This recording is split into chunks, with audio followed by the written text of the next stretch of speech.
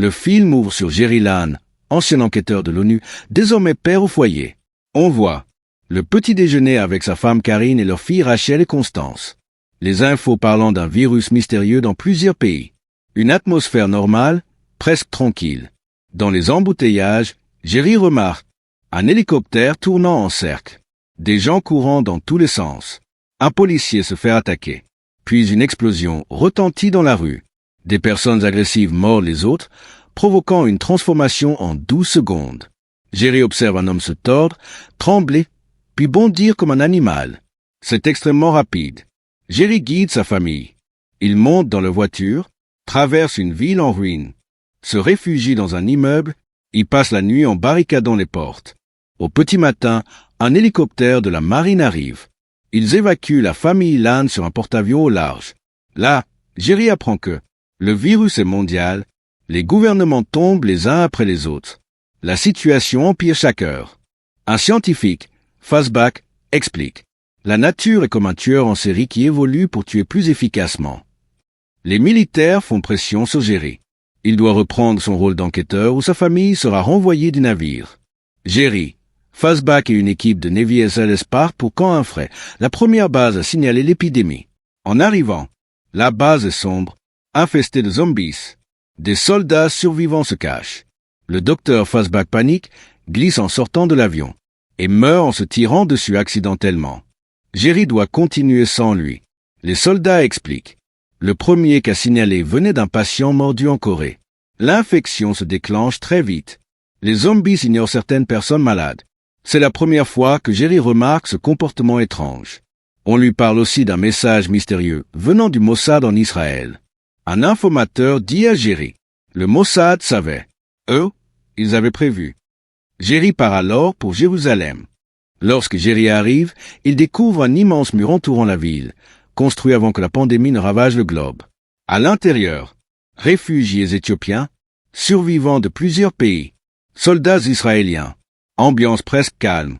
Le chef du Mossad explique qu'ils ont construit le mur après un message codé suspect par principe de précaution. Mais la situation dégénère. Des réfugiés chantent dans des micros, célébrant leur survie. Le bruit attire les zombies en masse à l'extérieur. Ce qui suit est l'une des scènes les plus emblématiques. Les zombies s'empilent comme des fourmis. Ils forment une tour humaine. Ils escaladent le mur et le franchissent. La ville s'effondre dans le chaos. Jerry fuit à travers les rues. Segun, une jeune soldate, se fait mordre. Jerry lui coupe la main en quelques secondes pour stopper l'infection et ça fonctionne. Jerry, Segun et quelques survivants atteignent un aéroport militaire. Ils montent dans un avion civil pour rejoindre un des laboratoires de l'OMS au Royaume-Uni. Jerry appelle Karine et laisse un message émouvant, pensant mourir.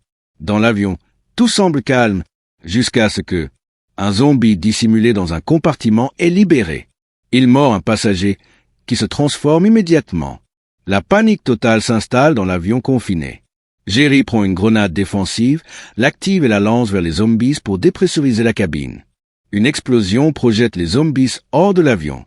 Mais l'avion s'écrase brutalement dans la campagne galloise. Jerry et ses guns survivent à peine. Blessés, ils rejoignent le laboratoire de l'OMS à Cardiff. Les scientifiques ne savent pas quoi faire du virus. Jerry propose sa théorie. Les zombies ignorent les personnes en phase terminale car elles ne représentent pas un hôte viable. Ils pensent que prendre volontairement une maladie mortelle, mais non transmissible pourrait servir de camouflage.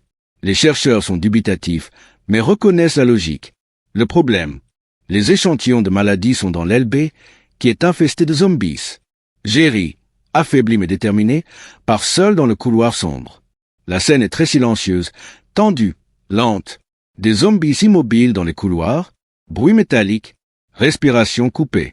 Jerry doit avancer discrètement, ouvrir plusieurs portes, éviter tout bruit. Il atteint la salle des virus. Il choisit une maladie mortelle mais soignable. Il hésite, c'est qu'il peut mourir. Il s'injecte volontairement la maladie.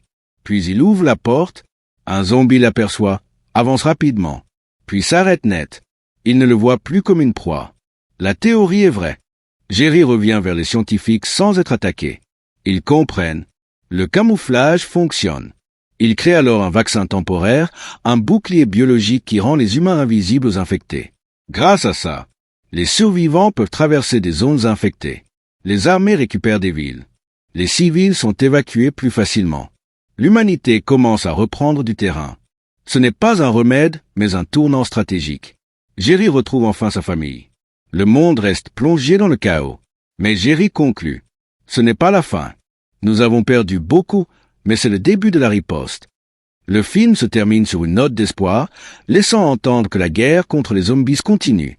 Si tu as aimé ce film, n'oublie pas de t'abonner, de partager et de liker.